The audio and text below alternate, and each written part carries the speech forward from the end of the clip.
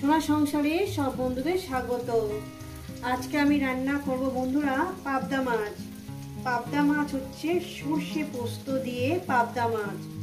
বন্ধুরা সর্ষে পোস্ত দিয়ে পাবদা মাছ করার জন্য আমি এখানে পাবদা মাছটাকে নিয়ে নিয়েছি, ভালো করে পরিষ্কার করে ধুয়ে নিয়েছি এখানে আপনার ধনে পাতা, কাঁচা পাকা লঙ্কা, শুকনো লঙ্কা, টমেটো, ধনে পাতা, আর দিয়েছি এখানে আপনার দু রকম সরষে আছে, আর পোস্ত আছে, আর কোকোনাট পাউডার আছে। এই আমার লেগেছে। রেসিপিটি শুরু করার আগে বলবো রেসিপিটাকে লাইক করবেন, শেয়ার করবেন, আর নতুন নতুন রেসিপি দেখতে গেলে আপনারা চ্যানেলটাকে সাবস্ক্রাইব করে নেবেন বন্ধুরা। তো চলুন, যেভাবে খাই আমি সেভাবেই আপনাদের দেখাবো। রেসিপি শুরু করা যাক, চলুন। তো বন্ধুরা প্রথমেই আমি মাছটাকে লবণ হলুদ দিয়ে মাখিয়ে নেব। দিয়ে দিলাম পরিমাণ মতন লবণ, দিয়ে দিলাম, এরপর দিয়ে দেবো এর মধ্যে হলুদের গুঁড়ো। রেসিপিটা কিন্তু পুরোটাই দেখবেন বন্ধুরা, আর কেমন লাগছে আমার ভিডিওটা আপনাদের কেমন লাগছে সেটা কিন্তু জানাতে ভুলবেন না। দিয়ে দিলাম হলুদ। এবার এটা সুন্দর করে মেখে নেব। আমি যেভাবে বানাচ্ছি ঠিক আপনারা সেইভাবেই বানাবেন, দেখবেন ভালো লাগবে।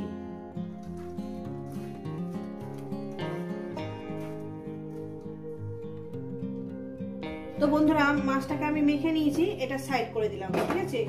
এবার এইটাকে এই যে আপনার দু রকম সরষে, পোস্ত, নারকেল পাউডার যেটা আছে, এটাকে আমি একটা মিহি পেস্ট বানিয়ে নেব।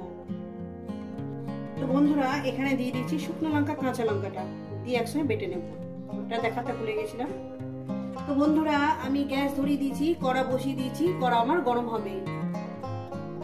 কড়াটা আমার গরম হয়ে গেছে, দিয়ে দেবো পরিমাণ মতন তেল।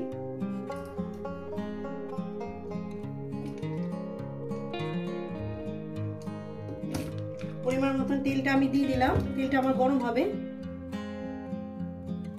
তেলটা আমার গরম হয়ে গেছে, সামান্য পরিমাণে একটু লবণ দিয়ে দেবো। সামান্য পরিমাণে লবণ দিলাম।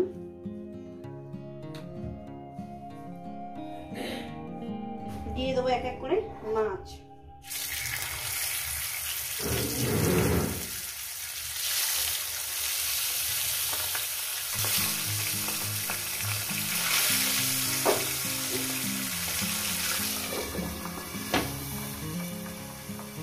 একটু ঢাকনা চাপা দিয়ে দিলাম, মাছটাকে সুন্দর করে একটু ভেজে নেব।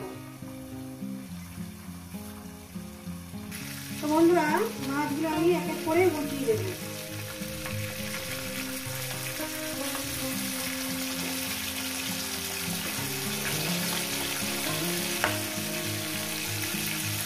মাছগুলো আপনাকে উঠিয়ে দেবো।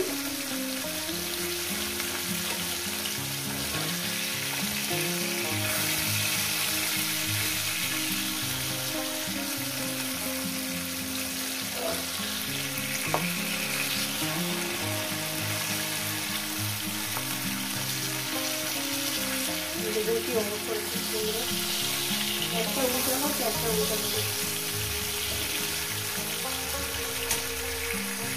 উঠিয়ে দিয়েছি। তো বন্ধুরা কিছু মনে করবেন না, মাছগুলো একেবারে ভেজে নিয়ে ফিরছে। তো বন্ধুরা এই মাছগুলো আমার ভাজা হয়ে গেছে, এগুলো তুলে নেব। এক সাইড হয়নি বন্ধুরা,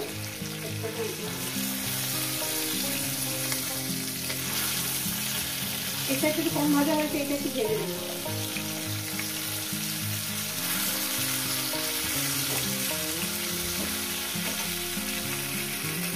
তো বন্ধুরা আমার মাছ ভাজাটা হয়ে গেছে। আমি এখানে কোনো ফোড়ন দিলাম না, এই যে মিশ্রণটা আছে সেটা দিয়ে দিলাম।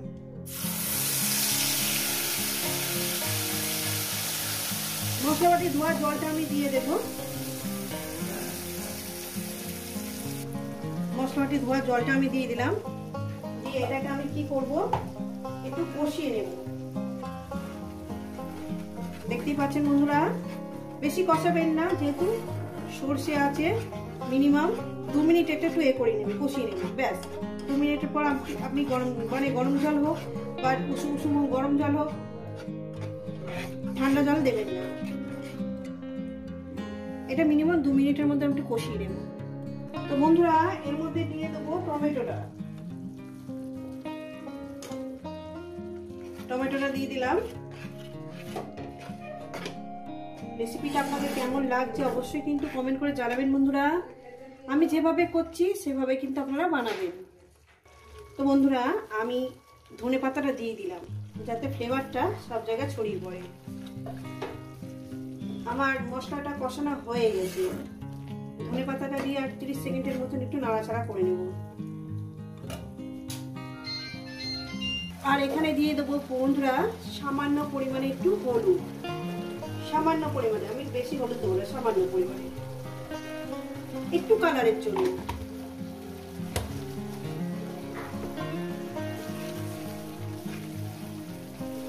দিয়ে এইভাবে রান্নাটা আপনারা করবেন। বেশি কালারের দরকার নেই, সামান্য একটু আগে দিলে ভালো হতো হলুদটা। দিয়ে আমি এখানে একদম উষ্ণ না, একদম ফুটন্ত গরম জলে আমি ঢেলে দেব।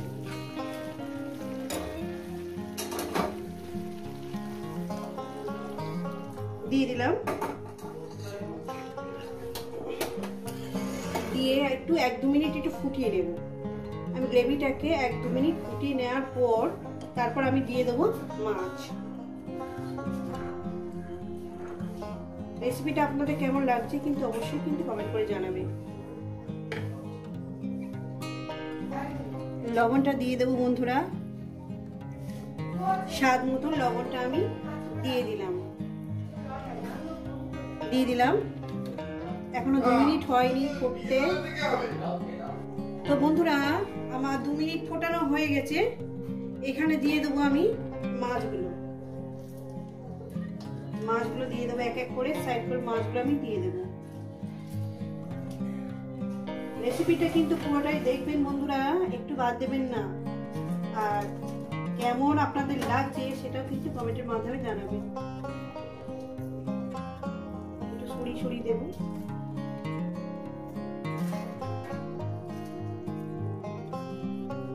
ডুবিয়ে দেবো বন্ধুরা। খেতে খুব সুন্দর হয়েছে। আর মাছ ফোটানোর পর একটু চেক করে দেখবো কেমন লাগলো। মিনিমাম মাছটাকে দিয়ে আরো আমি 3 মিনিট এটাকে ফুটিয়ে নেব। ফুটিয়ে নেওয়ার পর তারপর এটাকে আমি নামিয়ে দেব। তো 3 মিনিট আমি ঢাকনা চাপা দিলাম, ফিরছি 3 মিনিট পর। তো বন্ধুরা আমি ফিরছি প্রায় 3 থেকে 4 মিনিট পর। দেখুন বন্ধুরা দেখতে কত সুন্দর হয়েছে, দারুণ একটা ফ্লেভার বেরিয়েছে আর খেতেও খুব সুন্দর। এইভাবে বানাবেন আর খাবেন আর কেমন হয়েছে জানাবেন। রেসিপিটা ভালো লাগে গেলে লাইক করবেন, শেয়ার করবেন। আর নতুন নতুন রেসিপি দেখতে গেলে আপনারা চ্যানেলটাকে সাবস্ক্রাইব করে নেবেন। আবার নতুন কোনো রেসিপির সঙ্গে দেখা হচ্ছে। সবাই সুস্থ থাকবেন, ভালো থাকবেন আর আমার নিত্য নতুন ভিডিও দেখবেন।